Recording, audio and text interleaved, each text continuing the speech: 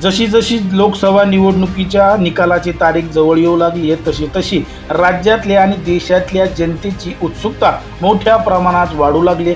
राज्यात नेमकं काय होणार? भाजप बाजी मारणार का शिवसेना ठाकरे गट या ठिकाणी वरचढ ठरणार? त्यांचे जास्त उमेदवार निवडून येणार?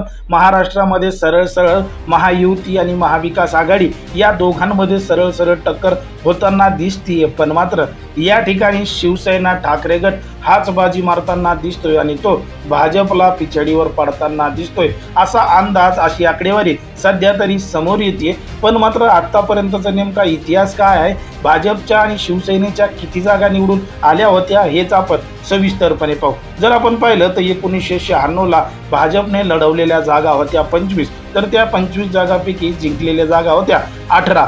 त्याचप्रमाणे शिवसेनेनं लढवलेल्या जागा 20 होत्या, तर 15 जागा या शिवसेनेला जिंकता आल्या होत्या लोकसभेच्या। त्यानंतर 1998 ला लोकसभेच्या निवडणुका झाल्या आणि त्यामध्ये भाजपनं पुन्हा 25 जागा लढवल्या आणि या 25 जागांपैकी केवळ भाजपला 4 जागांवर विजय मिळवता आला। तर त्यावेळी शिवसेनेनं 22 जागा लढवल्या होत्या, तर 22 पैकी 6 जागा शिवसेनेनं जिंकल्या होत्या। अशा पद्धतीनं 1 जागांवर वरचढ शिवसेना ठरलेली होती। 1999 ला पुन्हा लोकसभेच्या निवडणुका झाल्या आणि भाजपनं यावेळी 26 जागा लढवल्या, पण मात्र या 26 जागांपैकी राज्यात केवळ 13 जागा भाजपला जिंकता आल्या, तर शिवसेनेला या ठिकाणी 22 जागा लढवता आल्या आणि 22 जागांपैकी 15 जागा लोकसभेच्या जिंकल्या। म्हणजे भाजपपेक्षा शिवसेना ही 1999 मध्ये 2 जागा जास्त जिंकून वरचढ ठरली होती। त्यानंतर 2004 ला पुन्हा लोकसभेच्या निवडणुका झाल्या आणि यावेळी भाजपनं पुन्हा 26 जागांवर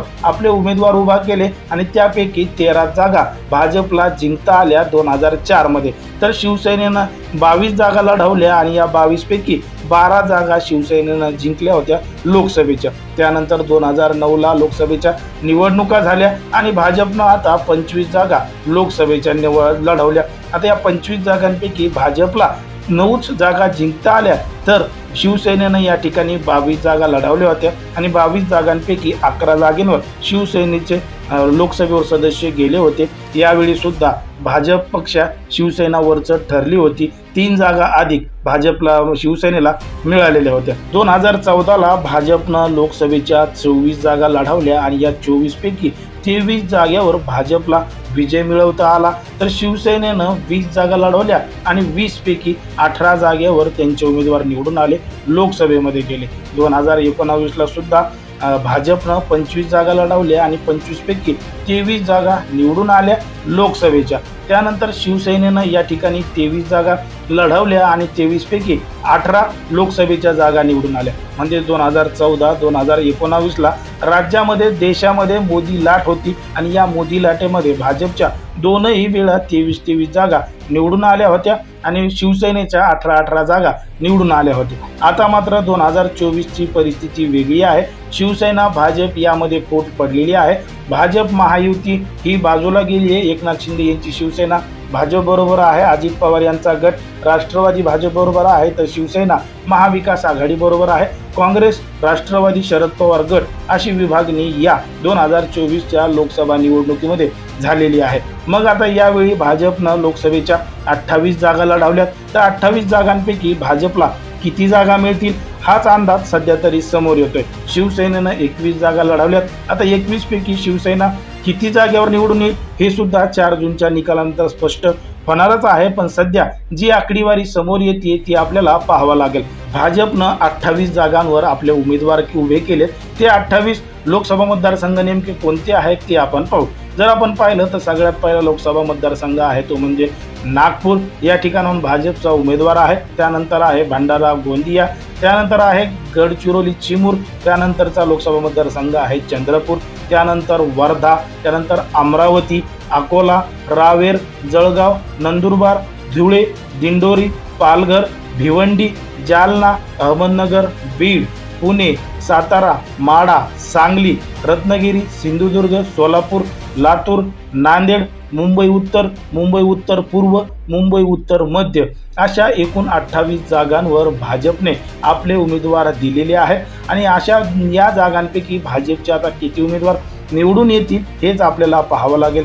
पालघर, नंदुरबार या ठिकाणी सुद्धा भाजपचे उमेदवार आहेत, महायुतीचे या ठिकाणी उमेदवार आहेत. आता जर आपण पाहिलं तर शिवसेनेनं 21 जागा ज्या लढवल्यात ते लोकसभा मतदारसंघ नेमके कोणते आहेत?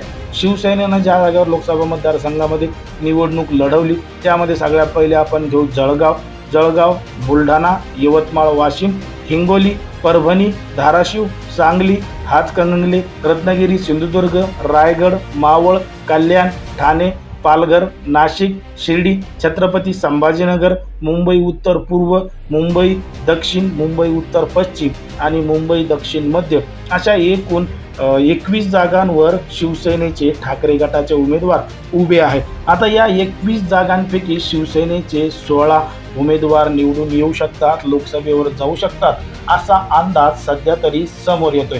तर या ठिकाणी भाजपला जोरदार फटका बसू शकतो असा अंदाज सध्या तरी राज्यामध्ये समोर येतोय. पण मात्र हा फक्त एक अंदाज आहे, अनेकांनी काढलेला अंदाज आहे. आतापर्यंत ज्या पद्धतीनं संपूर्ण मतदान प्रक्रिया पार पडली, अनेक लोकांशी चर्चा करून, अनेकांशी विश्लेषण करून ही संपूर्ण माहिती सध्या सोशल मीडिया समोर आलेली आहे. पण मात्र खरा निकाल, खरी आकडेवारी ही 4 जूनच्या निकालामधूनच स्पष्ट होणार आहे.